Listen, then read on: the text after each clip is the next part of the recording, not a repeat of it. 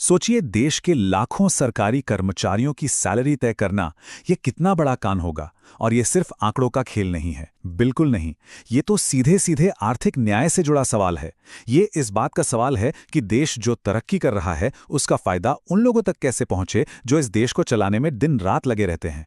तो फिर सबसे बड़ा सवाल यही उठता है, लाखों लोगों के लिए एक सही, एक तर्कसंगत सैलरी आखिर तय कैसे की जाए? ये सवाल जितना सुनने में आसान लगता है उतना है नहीं। इसके जवाब में अर्थशास्त्र भी है, सामाजिक मूल्य भी हैं और भविष्य की सोच भी शामिल है। तो चलिए, आज की इस पड़ताल में हम इन्हीं सवालों के जवाब ढूंढने की कोशिश करते हैं। हम ये देखेंगे कि एक सही सैलरी का आधार क्या होना चाहिए, हम अपने अतीत से क्या सीख सकते हैं, नए मिनिमम पे की कैलकुलेशन कैसे की गई है, उसके पीछे का लॉजिक क्या है, और ये मामला सिर्फ एक सैलरी हाइक से कहीं ज्यादा बड़ा क्यों है।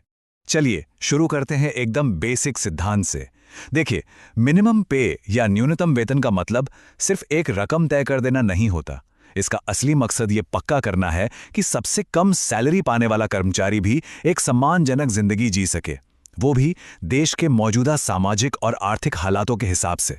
आज हम जिस प्रस्ताव को समझने जा रहे हैं वो भारतीय प्रतिरक्षा मजदूर संघ यानी बीपीएमएस की तरफ से आया है। ये डिफेंस कर्मचारियों का एक बहुत बड़ा फेडरेशन है। तो ये जो प्रस्ताव है ये उनका नजरिया दिखाता है कि भविष्य का सैलरी स्ट्रक्चर कैसा होना चाहिए। अच्छा, किसी भी नए प्रस्ताव को समझने के लिए ना थोड़ा इतिहास में झांकना बहुत जरूरी होता है। यहाँ हम सिर्फ 5वें वेतन आयोग की सिफारिशें नहीं देखेंगे, बल्कि ये समझने की कोशिश करेंगे कि उन्होंने वेतन तय करने का वो रास्ता क्यों चुना जो बाद की कमीशन से काफी अलग था।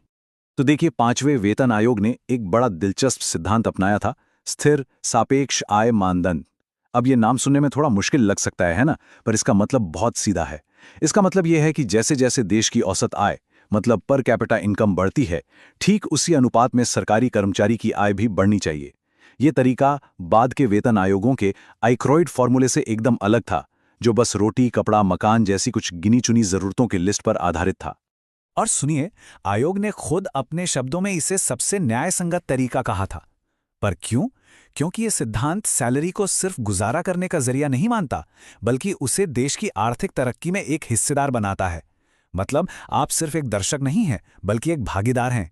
ये मानता है कि एक कर्मचारी का जीवन स्तर सिर्फ न्यूनतम जरूरतों तक है क्यों सीमित रहे, वो देश की बढ़ती समृद्धि के साथ साथ बेहतर होना ही चाहिए। अब देखिए कि ये सिद्धांत असल में काम कैसे करता है। 5वें वेतन आयोग ने देखा कि 1986 से 1995 के बीच देश की पर कैपिटा इनकम में 30.9% की बढ़ोतरी हुई। तो उन्होंने इसी आंकड़े को पकड़ा और वेतन में भी ठीक इतनी ही बढ़ोतरी की सिफारिश कर दी। मतलब कर्मचारियों की कमाई को सीधे सीधे देश की कमाई से जोड़ दिया।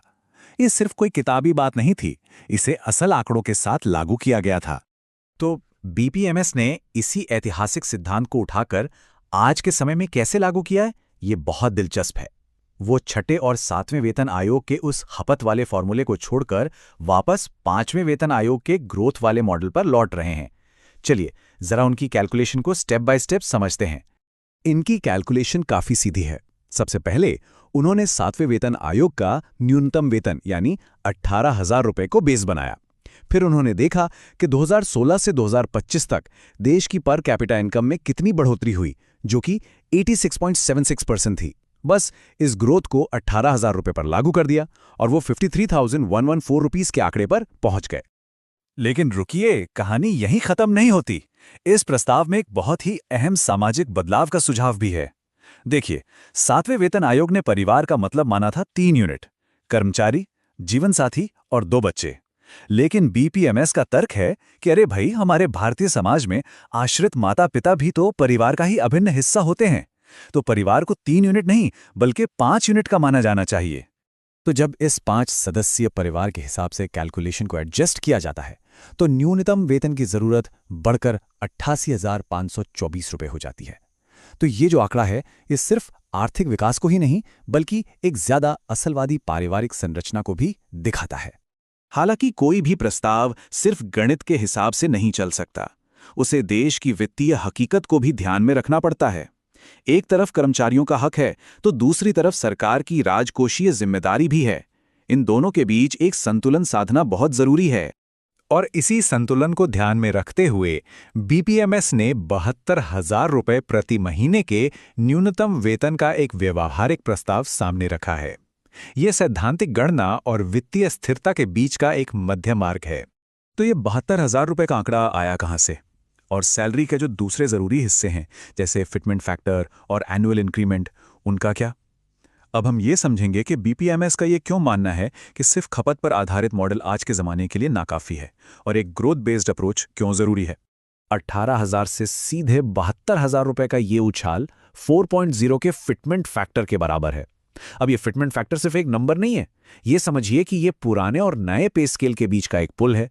ये पिछले 10 सालों की आर्थिक तरक्की, महंगाई का असर और कर्मचारियों की बढ़ी हुई जिम्मेदारियां, इन सब को मिलाकर एक सही शुरुआती पॉइंट तय करता है। अब जरा सैलरी के दो बहुत जरूरी हिस्सों को समझते हैं, महंगाई भत्ता यानी डीए और वार्षिक वेतन वृद्धि यानी एनुअल इंक्रीमेंट। देखिए, डीए एक ढाल की तरह है जो आपकी जेब को महंगाई की मार से बचाता है। वहीं दूसरी तरफ एनुअल इंक्रीमेंट एक सीढ़ी है जो आपको आर्थिक रूप से आगे बढ़ने में, तरक्की करने में मदद करती है। इस प्रस्ताव में एनुअल इंक्रीमेंट को 3% से बढ़ाकर सीधा 6% करने का जोरदार तर्क दिया गया है। वजह भी साफ है, मौजूदा 3% की दर से असल में सैलरी बढ़ती ही नहीं, बस वहीं की वहीं रह जाती है।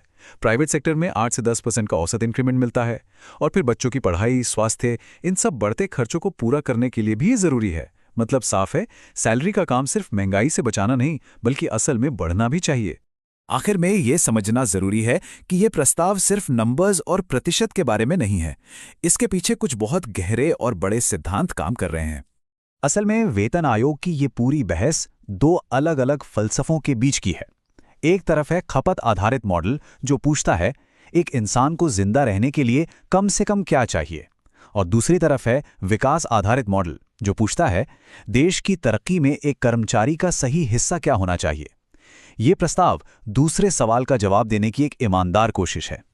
और ये हमें एक आखिरी सोचने पर मजबूर करने वाले सवाल पर लाकर छोड़ देता है, क्या किसी की सैलरी का आधार सिर्फ उसकी न्यूनतम जरूरतें होनी चाहिए या फिर वो देश की सफलता का एक सीधा आईना होना चाहिए? इस प्रस्ताव का पूरा सार इसी दूसरे विचार में छिपा है। एक ऐसा विचार जो वेतन को सिर्फ एक संख्या नहीं, बल्कि सम्मान और साझा प्रगति का प्रतीक मानता है।